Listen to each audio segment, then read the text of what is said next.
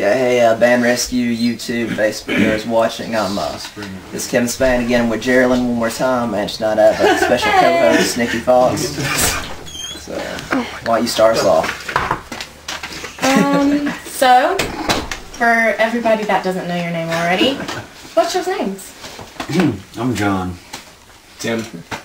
I'm Mono. Colin. I'm Bradley. I'm Devin.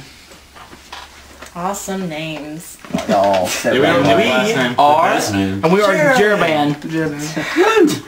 Medals.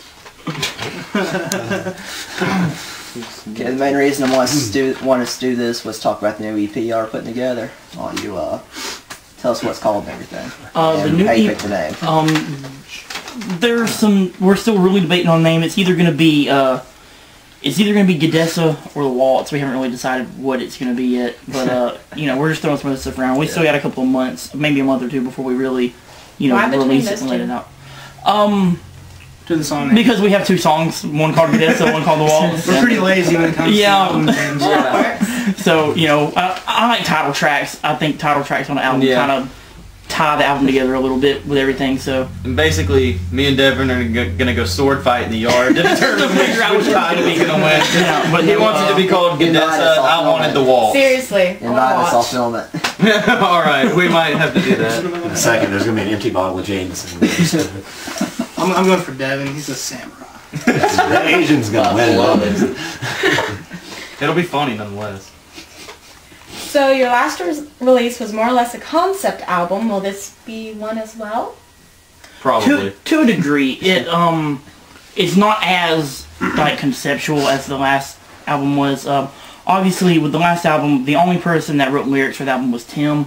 So, when you have one person writing all the lyrics, it's a lot easier for that person to sit down and create their own themes and their own ideas and string them together the way they want them. But on this album, we had three people writing lyrics. Me, Tim, and John, all three wrote lyrics, and we all three did vocals. So it does maintain the whole basis of the album is relationships and how they affect people and stuff. But it's from three completely different perspectives. I like the idea of all of us contributing. We all say what we'd like to say, and a lot of the things that I wrote. This album is very diverse, and it can be related to a lot of people for a lot of different situations.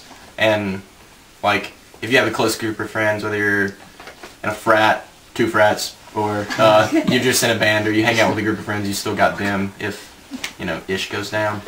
So Exactly. Have to fight some air.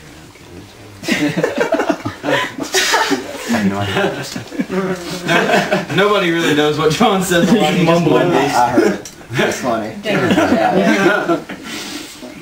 Okay, Devin, we joke about this all the time. Do you have Gundams in mind when you wrote your parts? Well, that is a constant thing with me, and I bet you really wish you never talked about that. No, dude, I'm all on board for it. I know people make fun of me for it, but it's my thing, whatever. And Gadessa is a Gundam reference, by the way. That's why I wanted to, the name. Why I wanted to name it that. But no, lyrically this time, my lyrics weren't. I didn't really go off into that realm of thinking. I kind of kept it more personal and more centered in on what was happening with me. So the Gundam thing was just kind of, I like Gundams. I like tying them in as much as I can without it being ridiculous. Or really being ridiculous, just whatever. We have two songs named after Gundams, and I'm just pushing for the album not to be named after the Gundam. I don't even know what a Gundam is. Like a transformer, right? Oh, it's not even close. Okay, let's not start that fight. You really will get into a sword fight with Devin over that. There you go, mumbling again. How did y'all record this album, considering all of y'all are at different places? This album was done completely different in every way, form, and fashion than Tieria was. When we did Tieria, we went, to Maya, and we went to the studio in Knoxville and really, hunkered down and did it.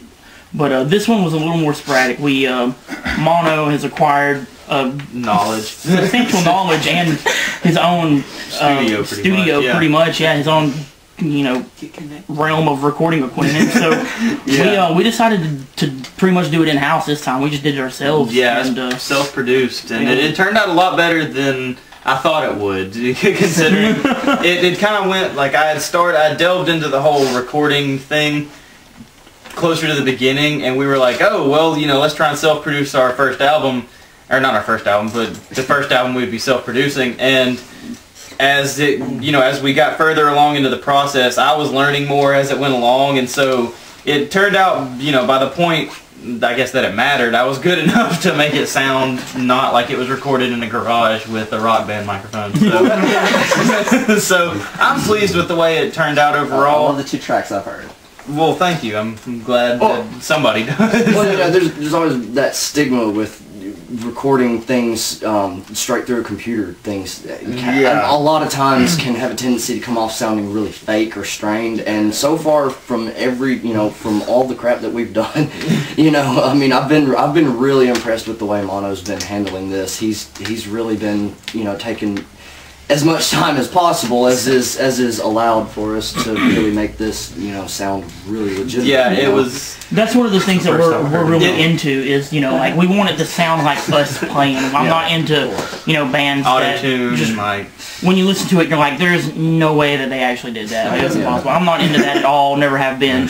And even, you know, even recording this album with computers and stuff like we did, and not, you know, and having to do things a little differently, we still wanted to make it sound and have it be as real, you know, as much stuff on the album physically done as it possibly could. And like, for example, like with the harmonies that that I sang in the waltz, it's not, you know, I know a lot of people these days, they'll just use like a harmony generator or something and it'll just play the harmony for them automatically, but no, we actually went back in and dubbed that. And what's even better about that is there was no correction tools used on that after. It was like you sit there, sang it, it printed the track, and that's what you hear. Yeah, no auto-tune, no pitch shifting or anything like that. Like, you know, obviously like reverb and compression, but there was nothing to correct the pitch. So everything you hear from his voice is his voice. It's not a computer saying, "Oh, that's a wrong note. Here's the right one that you should have sang." So we wanted it to. Yeah, it's not a T-Pain album. Yeah, so we wanted it to come out as real as we could possibly make it. So that was the goal. Awesome. So home studio, is that something y'all would like to do next time, or would you like to get the money together to go get a real studio, regular studio? It depends. You know, I mean, I like making things different, not having everything be the same. You know, we could have went back and, you know, wrote an album that sounded just like Tyria, recorded it the same way we did Tyria, and people would have liked it, but, you know, it wouldn't have progressed. Yeah, it wouldn't have progressed us anymore as artists and musicians. And that was, I think that was one of the things that we really focused on is, you know, there are songs on this album that, you know, are... the hell is that? Songs on this album that, you know, our typical fans, they're going to listen to them, and it's not going to be what they're used to hearing. And but I think that to some degree, we wanted that to be on there. We wanted it to be like people listened to it and they were like, oh, well, that, you know, that's different. Whether or not they, you know, they like it or dislike it, I think that there's something on there for all of our old fans to like as well. And there's more stuff, you know, a little bit softer songs on there that might be able to bring in some new fans. You know, and that's basically what we were going for, is just to appeal to different people. You know, we didn't want, you know, obviously the people that already like us, we could put out the same thing and they'll like it again. But we wanted to take a step in just a little bit of a different direction, you know? Yeah.